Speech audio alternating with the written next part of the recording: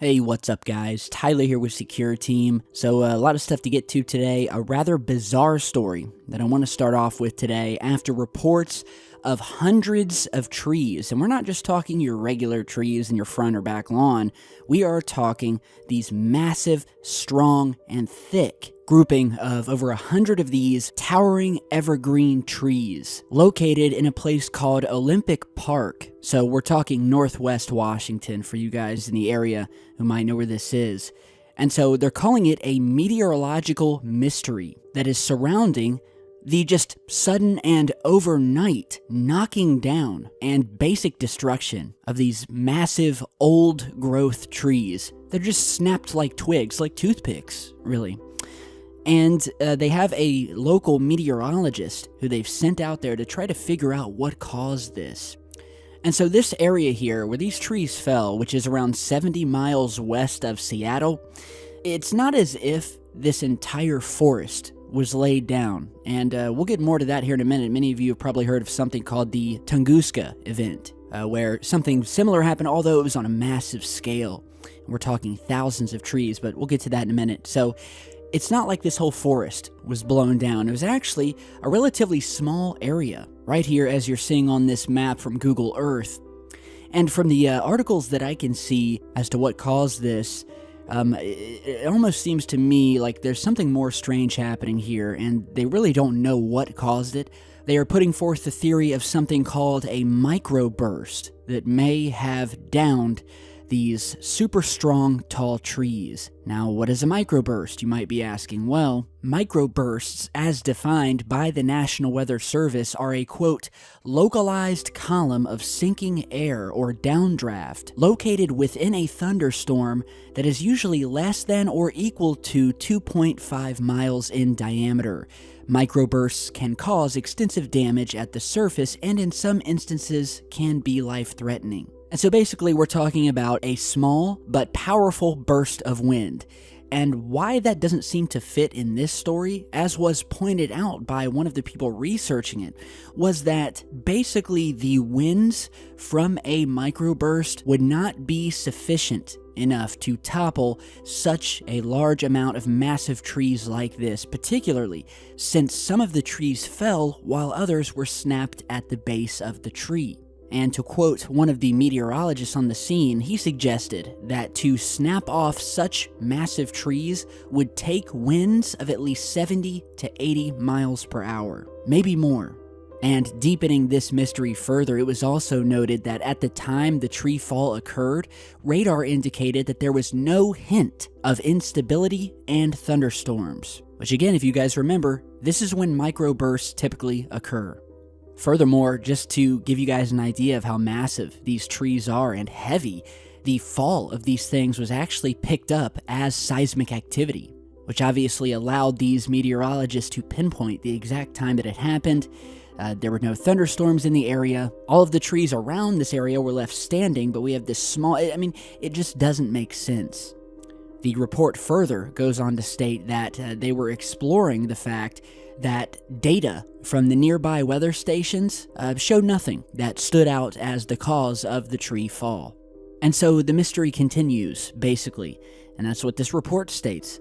They have no idea really what caused this. It's really strange, and as I said earlier, this brought to mind something called the Tunguska event, which as far as these so-called meteorological events go, is probably one of the most mysterious unsolved cases as it relates to a massive amount of trees being downed that still plague scientists and researchers to this day. Now, the Tunguska event was basically this large explosion that occurred near the Stony Tunguska River, which is located in Russia. And it happened on the morning of June 30th, 1908, so this is back in the day. Now, the explosion over this sparsely populated eastern Siberian region flattened some 2,000 square kilometers, or 770 square miles of forest. And again, similar to this case, that explosion was generally by some people attributed to an airburst that came from a meteoroid that they say blasted through the atmosphere, caused this massive gust of wind that knocked down thousands of these sturdy, old-growth Siberian trees, folding them over as if they were toothpicks or blades of grass.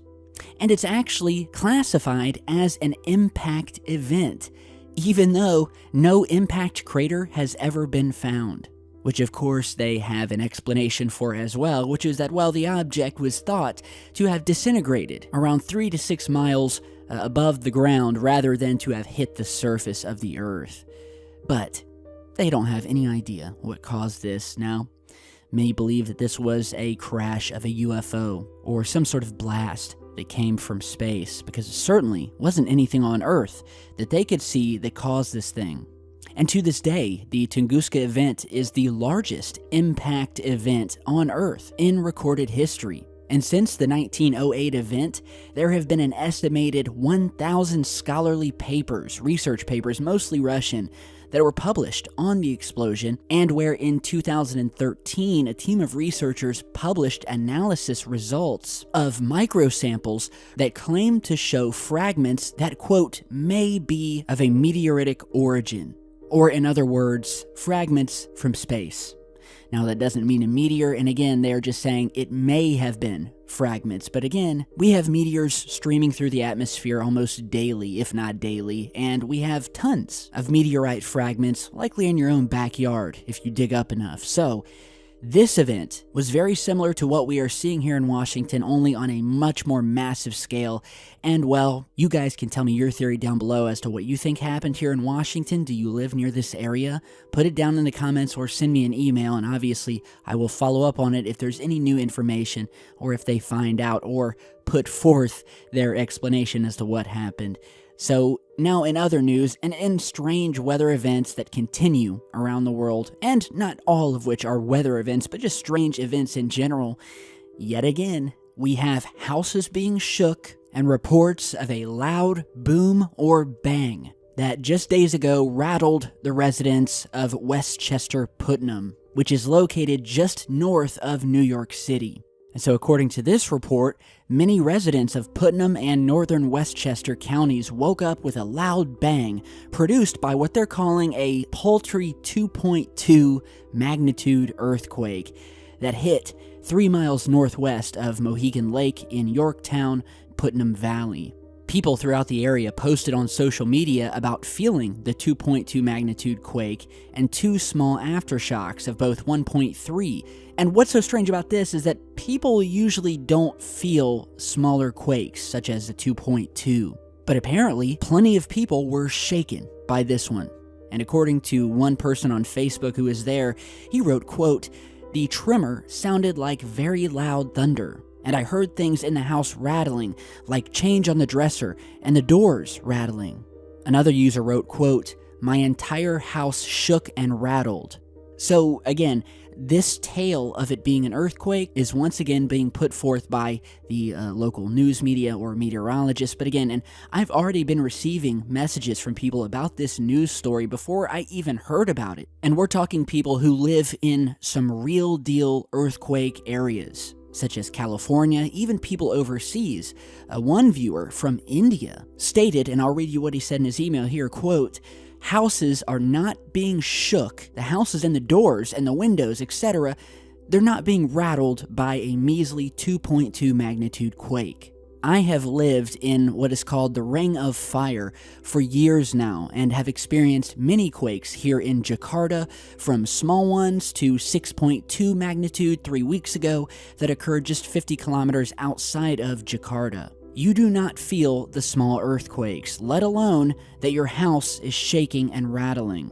With the recent 6.2 earthquake, my house began to shake a little for a moment, but still no rattling of doors, windows, etc. And I have never experienced or heard loud booms during quakes here. Even with the 6.2, there was no loud boom."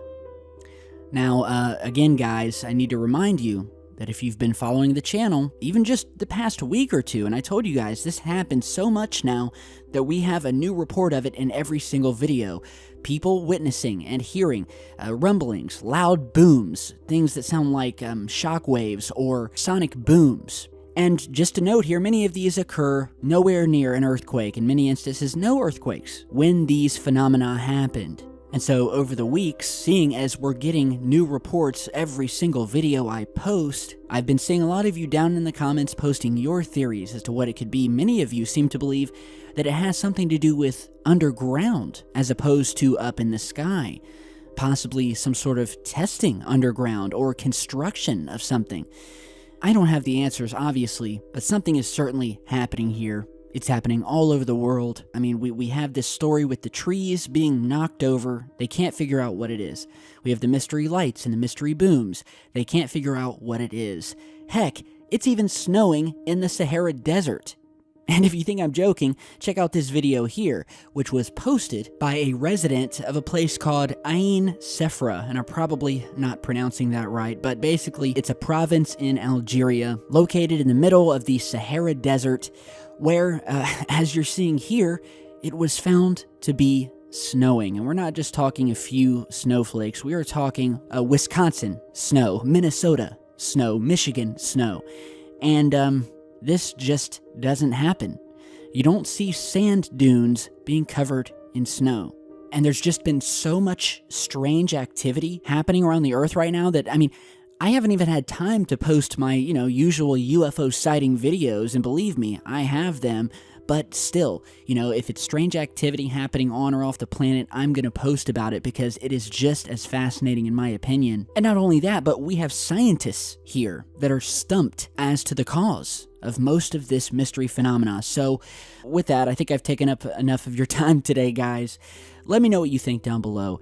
Trees being knocked over, more mystery booms, rattles, lights in the sky, snow in the desert, along with strange weather anomalies in other parts of the country, like in California, where they recently witnessed this mystery vortex of clouds right off the San Diego coast, along with a new record that has been set where basically these parts of California, where normally this time of year they're walking around with winter coats on and there's snow everywhere, they're wearing t-shirts after being hit by these unseasonably warm and dry temperatures that have blanketed much of California over this past weekend, completely shattering records across the state. With weather so warm, and we're talking 12 to 18 degrees above average, that the snow was melting, leaving behind puddles of water and slush, to where we had skiers opting to go hiking instead because there was no snow to ski down. So, weird stuff going on, guys. Again, I could go on, but I'll save that for the next video. So tell me what you think down below. Thank you again for stopping by. Be sure to subscribe, follow me on social media, and I'll see you guys back in just a bit.